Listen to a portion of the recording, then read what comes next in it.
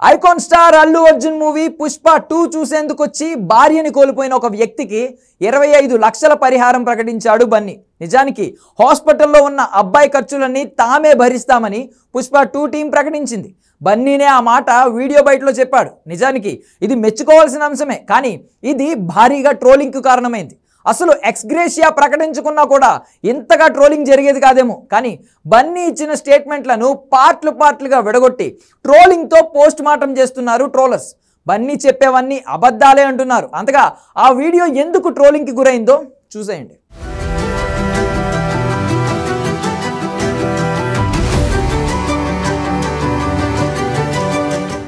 Pushpa 2 movie release రోజు జనాల తోపులాటలో 39 ఏళ్ల గృహిణి మరణించడం, తన కొడుకు హాస్పిటల్లో క్రిటికల్ స్టేజ్లో ఉండడం లాంటి న్యూస్ వైరల్ అయింది. అయితే బన్నీ కూడా స్పందించి ఆ ఫ్యామిలీకి 25 లక్షలు ఫినాన్షియల్ సపోర్ట్ కూడా ఇచ్చాడు. ఆ ఫ్యామిలీకి తామున్నామనే భరోసా ఇచ్చాడు. కట్ చేస్తే ఇదే ఇప్పుడు వివాదంగా మారుతోంది.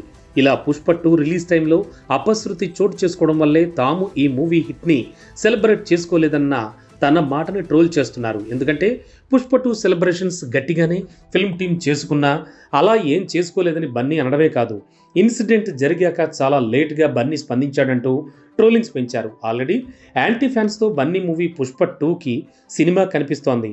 ఇలాంటి టైంలో తను విక్టిమ్స్కి 25 లక్షలు సాయం చేసినా అది కూడా వివాదంగా మారుతోంది. అంతేనా, బన్నీ అసలు సారీనే చెప్పలేదనే మాటే తూటాలా పేలుతోంది.